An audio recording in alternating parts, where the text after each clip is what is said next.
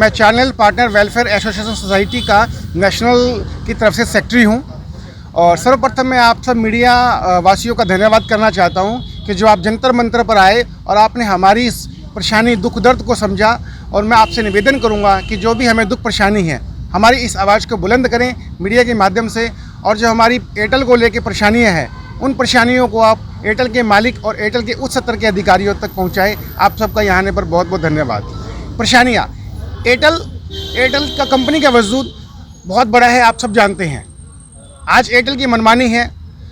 Airtel का जन्म सन 1992-93 के लगभग हुआ था। जब किसी भी कंपनी का जन्म होता है तो उसका कोई वजूद नहीं होता है। उसका वजूद बनाने के लिए, उसको कंपनी को खड़ा करने के लिए मैन पावर की ज़रूरत होती है। और उस वक्त एयरटेल कंपनी आई थी, हच भी आए थे, वोडाफोन भी आए थे। और हम सब ने ये निर्णय लिया था कि एयरटेल एक अच्छी कंपनी है, इंडियन कंपनी है। इंडियन कंपनी के साथ कंपनी ने हमें ऑफ़र दिया था कि आप हमारे साथ जुड़िए, आप हमारे साथ जुड़कर नए नए ग्राहकों को जोड़िए।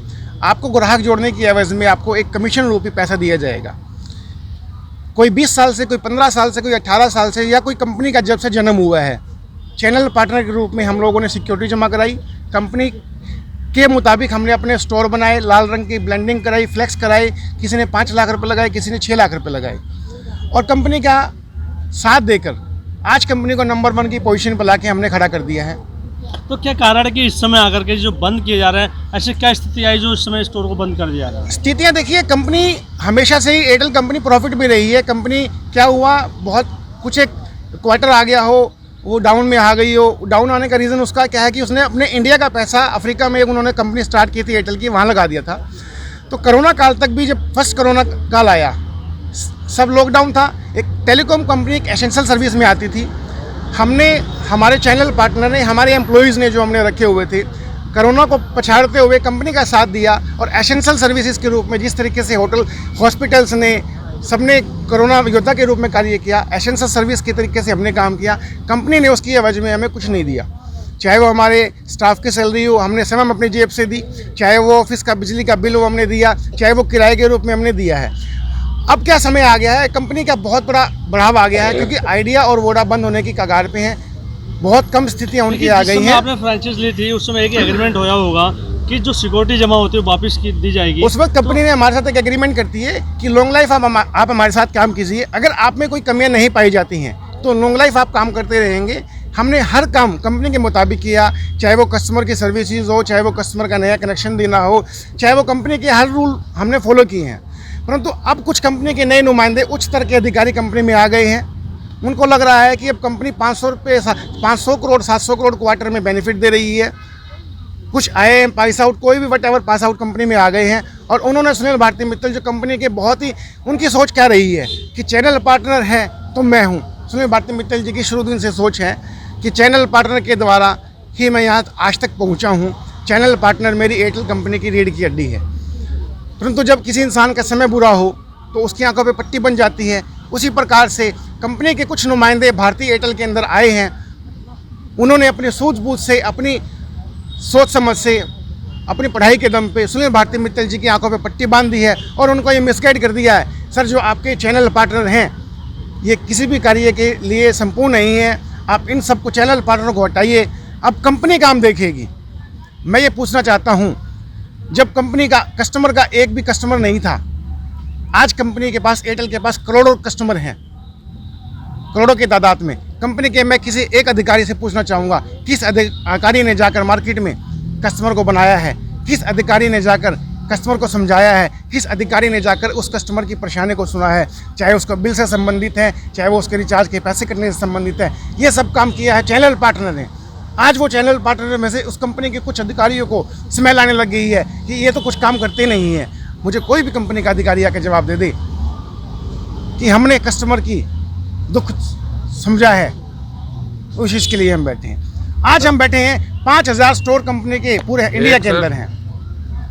एक स्टोर पे कम से कम 4 एम्प्लॉय काम करते हैं। 20,000 परिवार को कंपनी लात मार रही है कुछ चुनिंदा उच्च अधिकारी के जैसा कि सर आपने अभी प्रश्न किया कि कंपनी अचानक से अपने चैनल पार्टनर्स को क्यों बंद कर रही है, ये बड़ा प्रश्न है। इसके पीछे आपको ये समझना होगा कि अभी 2 महीने पहले ही हमारी गवर्नमेंट ने, मैं आपका नाम पूछना चाहूँगा। मैं पंकज वाजपेयी हूँ, कानपुर उत्तर प्रदेश से। तो ये मैं उसको आपको ये बताना चाहता हूँ इस प्रश्न का जवाब कि अभी 2 महीने पहले गवर्नमेंट की एक पॉलिसी आई है टेलीकॉम सेक्टर के लिए, जिसमें टेलीकॉम सेक्टर को बहुत ही बड़ी राहत दी गई है।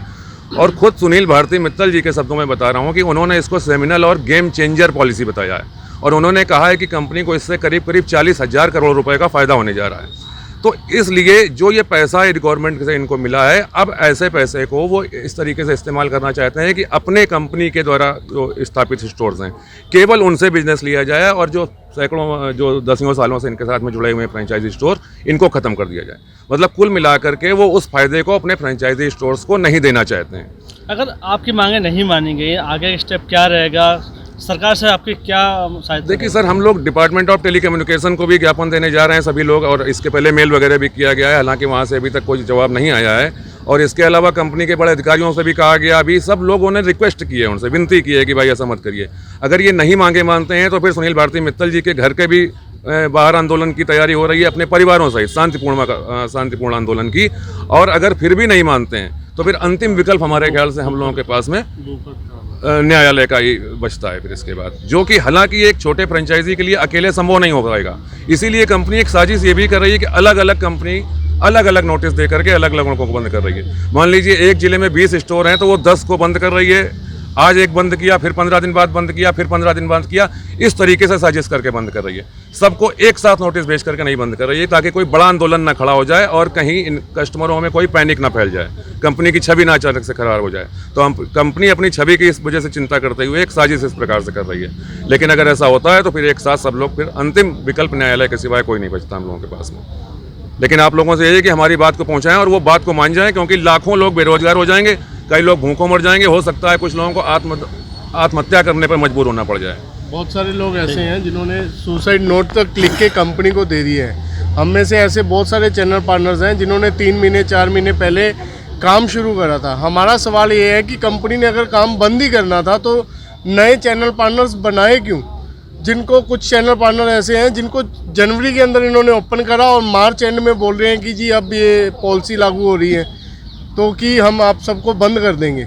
ये हमने पूछा कि कैसे है, क्यों है सर, आप क्यों ऐसी पॉलिसी ला रहे हो? तो ये बोल रहे हैं कि जी ये नेशनल लेवल की पॉलिसी है, हमारे सर्कल ऑफिस से, सेंटर ऑफिस से पॉलिसी आई है तो हम इसको एप्लीकेबल कर रहे हैं, ये हमारे हाथ में नहीं है। जब हम सेंटर ऑफिस में गए तो वो कहते जी देखो ये हम लोगों ने पहले से प्लान कर रखा था, हम पिछले 2 साल से प्लान कर रहे थे, अब इसको एप्लीकेबल कर रहे हैं। तो हम पूछना चाहते हैं, अगर 2 साल से आप इसको प्लान कर रहे थे, हम तो चलो 20 साल से आपके साथ जुड़े हुए हैं, जो नए चैनल पार्टनर्स आपने जनवरी में या दिसंबर में बनाए हैं वो क्यों बनाए?